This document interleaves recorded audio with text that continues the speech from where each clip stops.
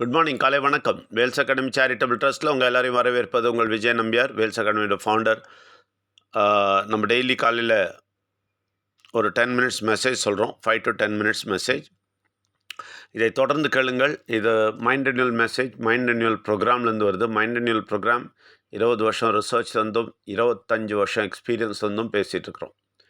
இதை தொடர்ந்து கேட்டால் நிச்சயமாக உங்களுக்கு வெற்றி வாழ்க்கை வரும். தொடர்ந்து கேட்டால் நிறைய ரகசியங்கள் வெளிப்படும். தொடர்ந்து கேட்டால் உங்களுக்கு தெளிவுகள் பலது கிடைக்கும். தொடர்ந்து கேட்டால் உங்கள் பிரச்சனைக்கு காரணம் தெரியும்.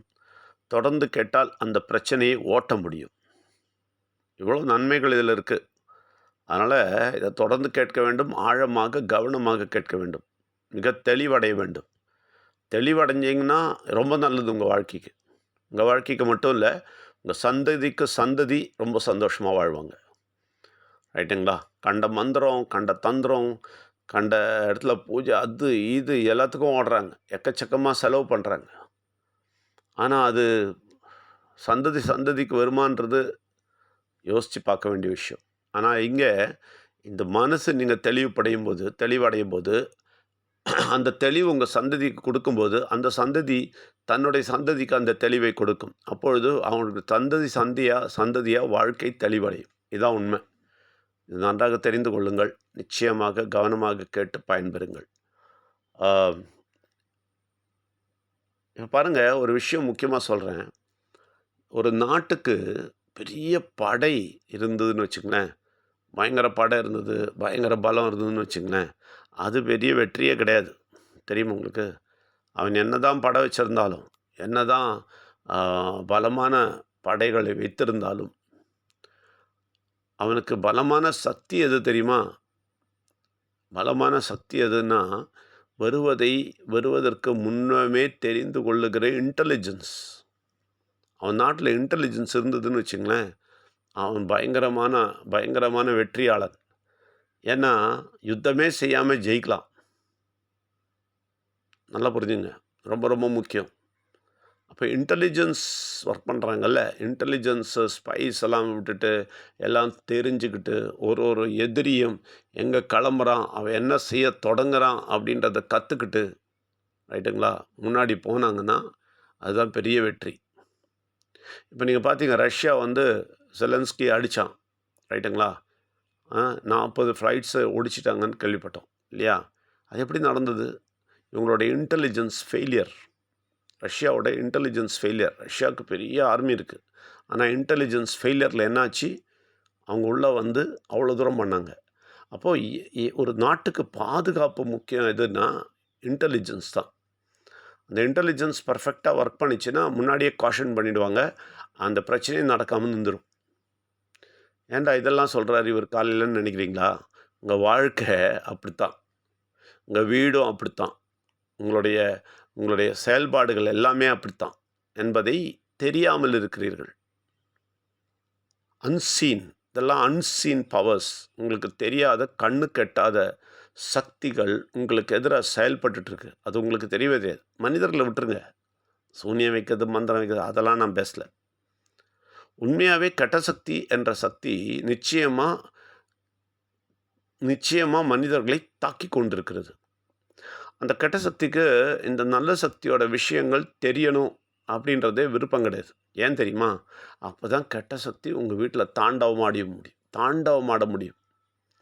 நீங்கள் கெட்ட சக்தி தாண்டவமாடுறதை நீங்கள் பார்க்கலாம். வியாதி வர்றதில்ல, பிரச்சனை வர்றதில்ல, பண கஷ்டம் வர்றதில்ல, மன உளைச்சல் வர்றதில்ல, வீட்டுக்குள்ள சண்டை, இதெல்லாமே அவனுடைய தாண்டவமாட்டம்.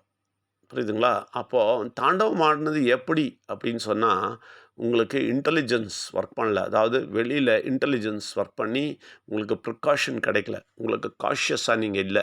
அப்போ நிறைய உள்ளே பூந்து விளையாடுறான். சரிங்களா?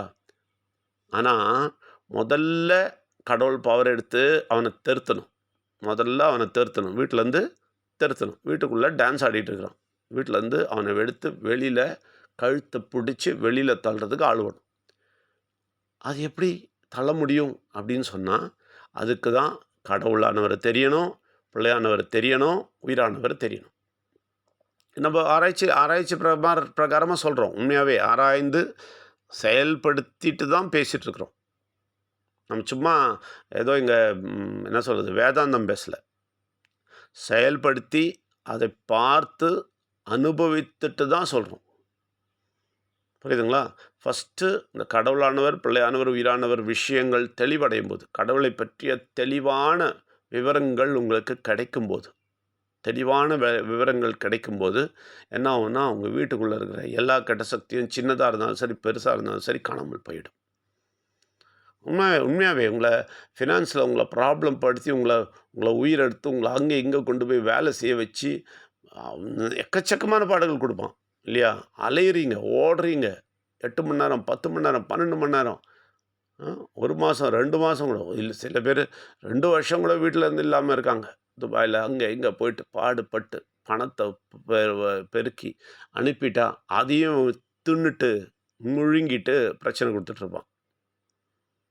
இதை தெரியாமல் ஓடி ஓடி ஓடி ஓடி உழைச்சி பிரயோஜனம் கிடையாது. ஃபர்ஸ்ட் ஆஃப் ஆல் இதை தெளிவுபடுத்திடுங்க. உங்கள் வீடை சுத்தப்படுத்தினீங்கனாலே பெரிய விஷயம். நம்ம வெள்ளிக்கிழமை நல்லா கழுவி சுத்தப்படுத்துவோம். அவனுக்கு எந்த பிரச்சனையும் கிடையாது. நல்லா கழுவி கொண்டுவான். கழுவி மொழுவி என்ன வேணால் பண்ணிக்கோ.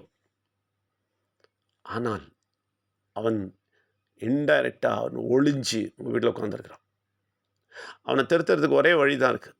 கழுவுறத முழுவுறதுலாம் அவன் போக மாட்டான்.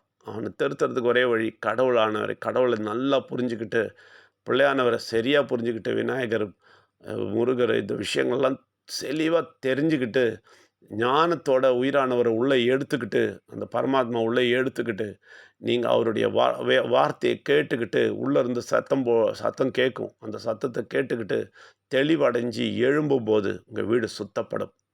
அப்போ என்ன ஆகும்னா, எல்லாம் துண்டைக்காணும் துணியக்காணுன்னு ஓடிடுவான். ரொம்ப நாள் நல்லா படுத்து தூங்கியிருக்கிறான் உங்கள் வீட்டில். நல்லா சோஃபாலாம் உட்காந்து என்ஜாய் பண்ணியிருக்கிறான். நீங்கள் டிவி பார்க்கும்போது உங்கள் பக்கத்துலேயே உட்காந்துட்டு அவனும் கால் மேலே கால் போட்டு பார்த்துருக்குறான். இப்போ முடியாது பாருங்கள், தெருத்தி விட்டுறணும். தெருத்தி விட்டுட்டு அப்புறம் தான் இன்னும் வேலை. கடவுளை தெரிஞ்சிட்டு அப்புறம் ஓடி போயிடுவோம் பாருங்கள். தெருத்தி விட்றீங்க பாருங்கள். தெருத்தி விட்டுட்டு அப்புறம் தான் வேலை. நான் திருப்பி அவன் வராமல் பார்த்துக்கணும். அதுக்கு ரேடார்ஸ் கடவுள் என்ன பண்ணுவார், நிறைய ரேடார்ஸ் ரைஸ் பண்ணுவார். நிறைய விஷயங்கள் இன்டெலிஜென்ஸ் ஒர்க் பண்ணும். தேவ தூதர்கள் உங்கள் வீடை சுத்த காவல் நிற்பாங்க. எல்லா விஷயமும் உங்களுக்கு இன்ஃபார்ம் பண்ணுவாங்க. எதெல்லாம் பண்ணக்கூடாது, எதெல்லாம் செய்யக்கூடாது. இவன் திருப்பி உள்ளே வந்துடுவான். அவனை எப்படி தடுத்து நிறுத்துறது, உங்களுக்குள்ளே எந்த வேண்டாத எண்ணங்கள் எப்படி கொண்டு வரான், என்னெல்லாம் செஞ்சு அவன் உள்ளே வரான், எல்லாத்தையுமே உங்களை புரிய வச்சுருவார். அதான் ரேடார் சிஸ்டம் ஒர்க் பண்ணும். எல்லாம் ஒர்க் ஆச்சுன்னா உங்கள் வீடு பிரமாதமாக செழிப்புக்கு வந்துடும். நல்ல வெளிச்சம் வந்துடும். உங்கள் வீட்டில் எல்லா வியாதியும் பறந்துடும். நிச்சயமாக செழிப்பு உங்கள் வீட்டில் நிரம்பிடும். சந்தோஷம் உங்கள் வீட்டில் நிரம்பிடும். கெட்ட சக்தி உங்கள் வீட்டை விட்டு ஓடிப்போகும். இதுதான் உண்மையான விஷயம். இதை தான் ஆன்மீக ரகசியம். இந்த விஷயங்களை சொல்லி கொடுக்காம இவங்க என்ன செய்யறது, வாங்க இது பண்ணலாம் அதை பண்ணலாம், எல்லா சடங்கு நம்ம ஆளுங்களும் ஐயோ சடங்கு சம்பிரதாயம் பண்ண முடியாதுங்க, ஐயோ நீங்கள் என்னங்க விநாயகர்லாம் வேறு மாதிரி பேசுகிறீங்கன்றாங்க. எங்கள் சடங்கு சம்பிரதாயம் வேணாமா, வச்சுங்க, எல்லாம் பண்ணிங்க, கெட்ட சக்தியை நல்லா தூங்க வைங்க. ஞானத்தை எடுத்தீங்கன்னா கெட்ட சக்தி ஓடும். ஞானத்தை எடுக்காமல் கிரியைகள் செய்தீர்களால் எந்த விஷயமும் நடக்காது. இதை தெளிவாக தெரிந்து கொள்ளுங்கள். இதுதான் உண்மை. யாருக்கு பிடிக்குதோ பிடிக்கலையோ நான் அதை பற்றி கவலைப்பட மாட்டேன். உண்மையை சொல்லுவேன். இதை கேட்டு தெளிந்து நீங்கள் முன்னாடி போனீங்கன்னா உங்கள் வாழ்க்கையில் வெற்றி அடைவீங்க. வாரத்தில் ஒரு நாள் என்னை வந்து மீட் பண்ணணும்னு சொல்லியிருக்கேன். நிறைய பேர் கூப்பிட்டு கன்ஃபார்ம் பண்ணியிருக்கீங்க, டைம் ஃபிக்ஸ் பண்ணியிருக்கீங்க. தயவுசெய்து டைம் ஃபிக்ஸ் பண்ணுங்கள். ஏன்னா ஆல்ரெடி டைம் ஃபிக்ஸ் பண்ணியிருக்காங்க. உங்கள் டைம் ஒரு வேளை போயிருக்கும். அதனால் வேறு டைமாவது ஃபிக்ஸ் பண்ணணும். அதனால் கூப்பிட்டுட்டு அந்த டைமை ஃபிக்ஸ் பண்ணுங்கள். உங்கள் டே அண்ட் டைமை ஃபிக்ஸ் பண்ணுங்கள். டுடே இஸ் தேர்ஸ்டே, ரைட்டா? ஃபிக்ஸ் பண்ணுங்கள். இந்த வாரத்துக்கான நேரத்தை ஒதுக்குங்கள். நிச்சயமாக ஒதுக்குங்க. நம்ம ரொம்ப பிஸின்னு சொல்லிடாதீங்க. ரொம்ப பிஸின்னு சொல்லிடாதீங்க. அவனை தருத்தி விட பாருங்கள் உங்கள் வீட்டிலேருந்து.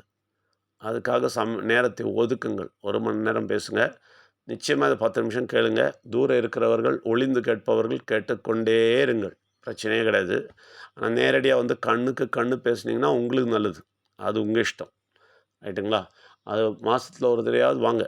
பாண்டிச்சேரியில் இல்லாதவங்க மாதத்தில் ஒரு தடவையாவது வந்துட்டு, ஒரு தடவையாவது கண்ணுக்கு கண் பேசிட்டு தெரிஞ்சு புரிஞ்சு எடுத்துக்கிட்டு போங்க. அதுக்கப்புறம் 10 நிமிஷம் உட்காந்து பேசுங்க. உங்களுக்கு நன்மை கிடைக்கும். எல்லோரையும் வரவேற்கிறோம். நன்றி, வணக்கம்.